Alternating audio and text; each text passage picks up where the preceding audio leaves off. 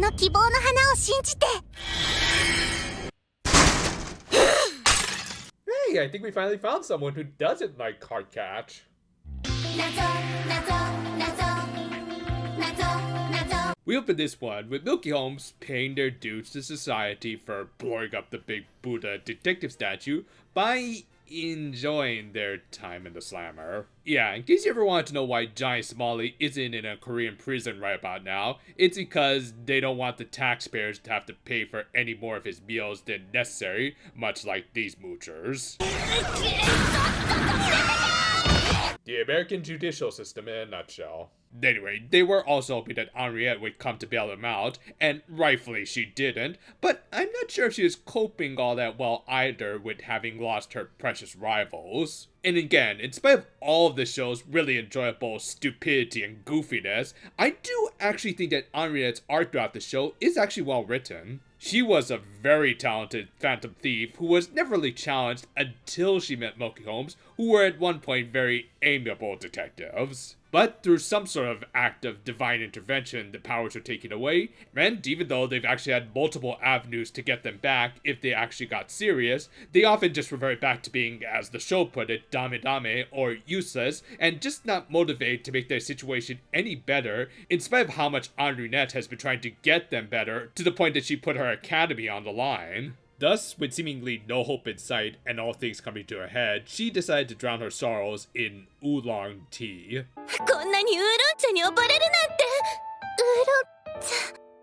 You hear that, Doremi? Lay off the bottle! But yeah, as the ultimate salt in the wound, not only did the girls come back almost proud of the fact that they spent the last few days behind bars, but Cheryl ended up telling Henriette that she should be the one to try to relax a little, which, yeah, you ever get frustrated with that one roommate who never gets off the damn couch?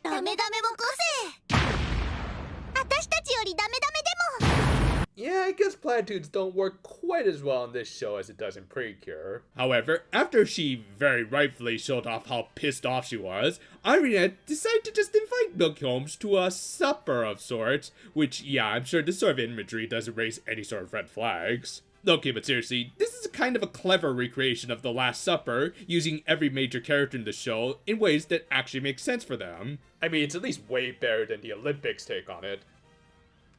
They're not even in the right poses. And of course, Nero was in Judas's position. But yeah, the rest of the Phantom Thief Empire were left wondering as to why they were treating their mortal enemies to a 5-star meal. They eventually figured that Henriette was just doing it to demoralize Milky Holmes, which, yeah, pretty sure it's hard to go further down than rock bottom there, guys. Granted, 20 certainly did try, and okay, now it's starting to feel like the Olympics take on The Last Supper.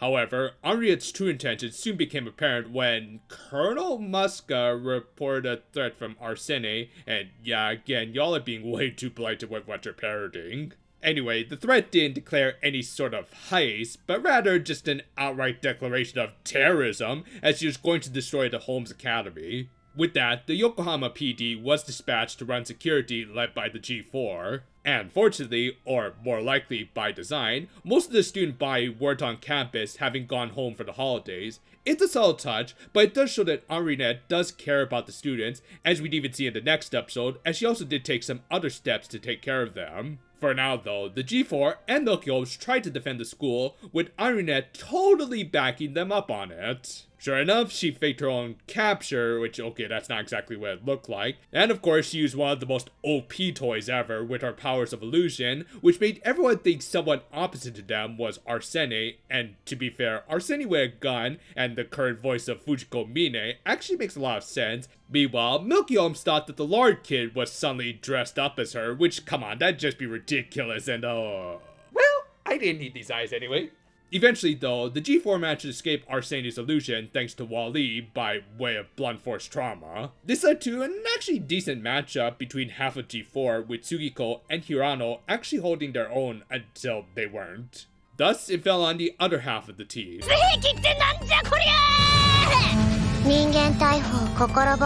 This is what happens when you buy your racing hearts from Temu. Eventually, the good guys were taken out partially by each other, leaving things in the hands of the villains, who were experiencing some dissension. I mean, yeah, the Empire guys were still very much loyal to Arsene, and while it went against their principles to just cause outright destruction, they likely would have followed her orders, except for when the order was their mistress' own self-destruction. それも今日でさようならです。私は横浜を去ります。 Hey, at least her crash out had some dignity to it. But yeah, this is probably one of the coolest fights in the series, as the villains were actually serious for once, and fighting for understandable reasons, with some decent sakuga, like the sequence of them trying to use all of their attacks in combination. Much of the animation of this episode, in particular these sequences, were done by Masao Okubo, who I think can be best described as the guy you go to for cute sakuga, with him also doing stuff for the Jewel Pet series and Onegai My Melody.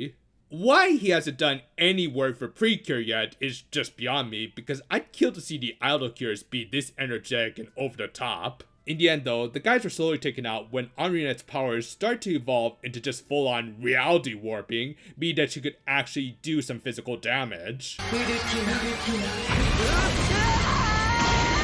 Better than any of the recent Final Fantasies. Of course, Rat was the first to fall, so Stone River and 20 decided to work together, much to the former's dismay, but you gotta make do sometimes, and hey, at least they shared some good taste in mech anime. These very blatant, but still really entertaining little G Gundam parodies were also done by Okubo, who surprisingly hasn't worked on Gundam either, even though he seems like he could do some good work for that series too. However, I guess even the school of the undefeated East was no match for the big titty reality warping lady. But hey, why stop at just one G Gundam reference?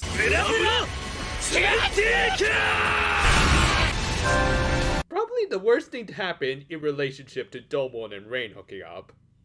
I stand by that. Both guys were defeated, with even Stone River pretending to be an attack android failing. Thus it fell on Milky Holmes, which yeah, that pretty much means nothing. But hey, who knows, maybe some empty platitudes from Cheryl could actually work this time.